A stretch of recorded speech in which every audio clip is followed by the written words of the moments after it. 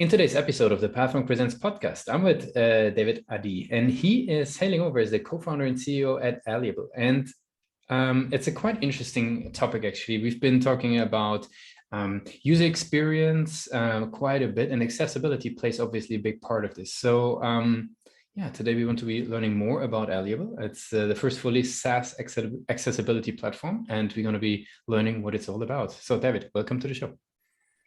Thank you for hosting me, Lucas. Very how cool. are you? Very good. Appreciate this. Yeah, so maybe give us that 360 overview. What is AllyAble all about?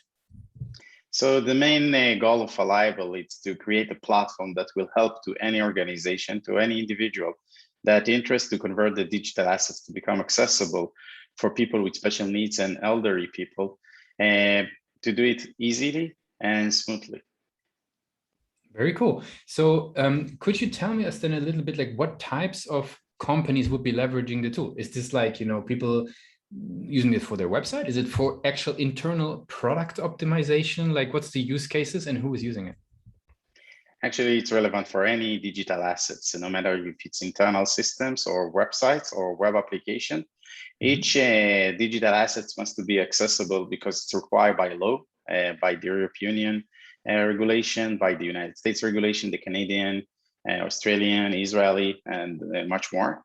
And also because it's driving, let's say, better user experience that in the end impact the bottom line. While you provide equal access to all, you potentially increase your new customers by 20%, because in fact, every fifth person in the world dealing with the disability that prevent him to use the internet as intended. And while you provide them equal access, or you enable them to use the internet or the web, let's say, you actually contribute to new customers to your business, that increasing the bottom line. Yeah, interesting. Okay, and what do you typically see? Which types of companies are jumping on board? Is that like software startups? Is that like enterprise companies? Like where does the topic of accessibility really has its foothold?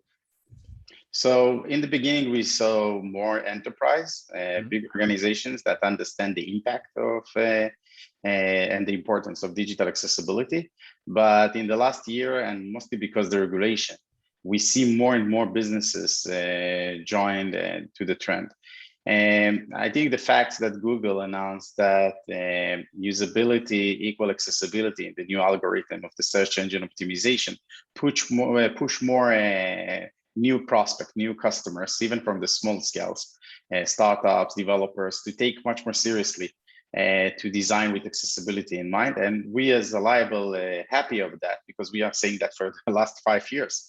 You need to do it with accessibility in mind. You need to design with accessibility in mind. And because it can contribute for your customer's journey, your customer's experience, the user experience, as I mentioned earlier. And how do people hear about AllyAble? Like, what is the way that they get to know about the product? I mean, in other words, what's their journey or the client acquisition channels that you guys are leveraging? So first, people need to get the awareness about digital accessibility. It's a new term or new buzzword in the tech industry, and it's new because the regulation passed only early 2018. And when I started back in Israel, it was the first country that actually forced that by the law. The United States followed, the European Union and the Canadian and the Australian follow as well. And now it's much more common. So first they're looking for a solution. They try to find maybe they have some magic solution out there. They arrive to they seeking for without a lot of knowledge. And we are doing a lot of content. And we publish a lot of content and create a lot of information on the web, published by the social media, by Google, by other formats, in order to arrive to the relevant audience and actually educate them first, because we believe that it's important. I'm personally disabled. I have a hearing disability. I understand the needs. That's one of the reasons why I founded this company, because I want to take my personal experience and to reflect that if I can solve it for myself, why not to do it for other people, and to do it in the smooth way, in the easy way.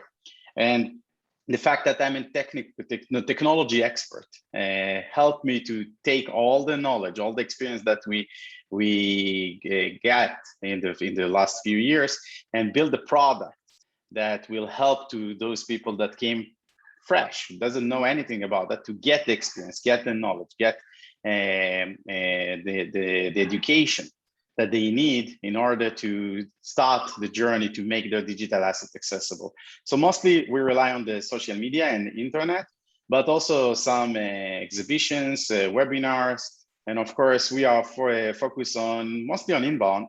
However, outbound, it's also its approach mostly by email campaigns and of course newsletters, LinkedIn, etc. Makes sense.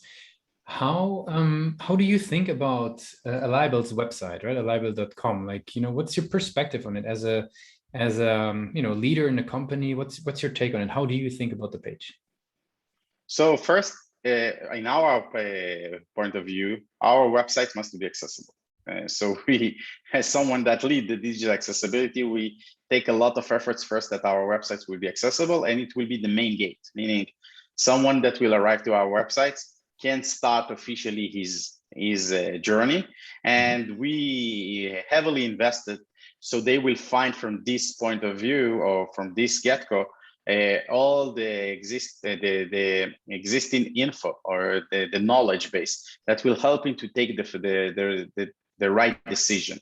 By the way, we are not forcing them to buy our products. We are trying to bring them the knowledge, the experience, because from our point of view and our value, if they visit our websites and they learn something that pushed them to do something correctly, even without using our tools, this is the value that we try to achieve. Because in the end, our goal is that our software will make the world a much better place, much more accessible.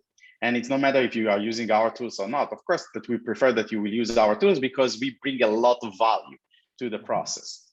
But we are not trying to force no one. That's the idea. Makes sense. So, okay, people can learn actually quite a bit about the topic in itself, because I think there's also probably a lot of designers, a lot of developers out there who are not as acquainted with all the different intricacies of actually, making a page actually accessible. Super interesting. If we talk a little bit more about the website, from the angle of, where do you see, the strengths you were describing, it has a lot of obviously ticks the boxes for accessibility. Where do you see the biggest room for improvement for the website moving forward? Like, where do you see the website developing towards to? So most of the people do I don't like to use negative words, but they did the same mistakes. Their mindset is, we build a website and we need that the websites will act as how we think is correct. However, in digital accessibility, it's the question is about how their users, how their customers experience your site. So the mindset needs to be different. You do not need to watch about what I did correct. You should watch about what I need to do in order that my customers will have better access, equal access. Now, in digital accessibility and disabled in general, different people come with different disability or different limitation. And each one of them actually deal with your websites differently. So what we try to do with AllyAble is to provide tools that will actually evaluate the end user experience, will explain to the organization, to their website's owner or any digital asset owner, what your end users dealing with, when they deal with this problem, which kind of violation, how it can impact their journey, how it can impact their decision, if to continue and buy or press the button, or to complete the form, or to abandon completely the site. And based on that, to take a decision, what we should improve in order to provide them better experience so they will stay on the site. So even that the regulation, and we are speaking about regulated market worldwide, it's the main trigger at the moment. I truly believe that this will be adjust and will change during the time, because more and more organizations will understand that to provide a service to 1.3 billion people around the world, it's important. I think the pandemic, the COVID-19 pandemic, may put that on light. and emphasize the fact that people are isolated at home. Our parents have been isolated at home and they started using the internet. If the internet was not accessible, what happened? Of course, they've been frustrated. This is the first thing that we need to solve. But in the same time, this frustration actually create a loss of money for organization that was not able to sell them or to offer them their services. So while you invest heavily in digital accessibility and you do it in the right way to approach and provide better service to every individual, you can provide a better service and better solution for your audience. Makes sense.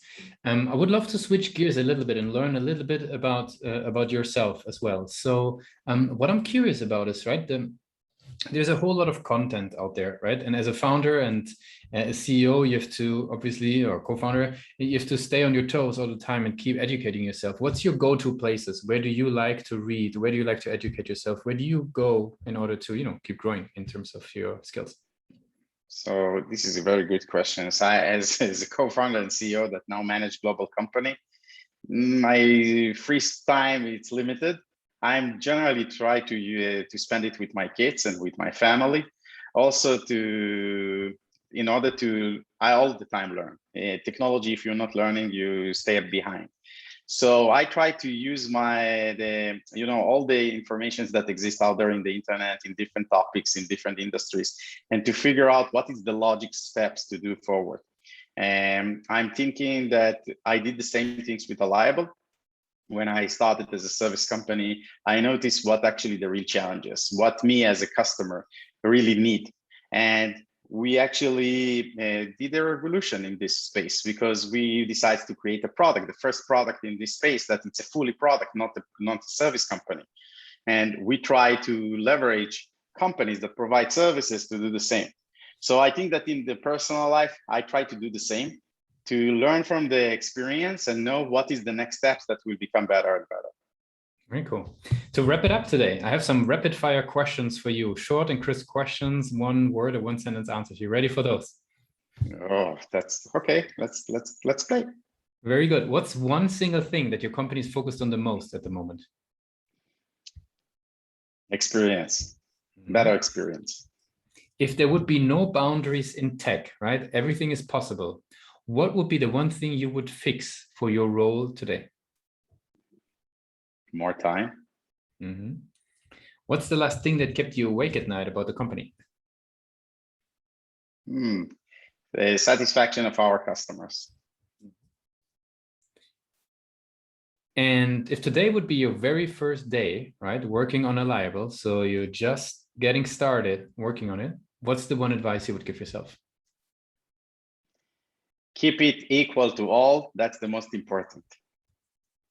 I really appreciate that you took the time with us today to be a guest on Pathmark Presents. I want to give you the very last word. If somebody forgets all that we discussed about AllyAble today, what's the one thing that they should remember?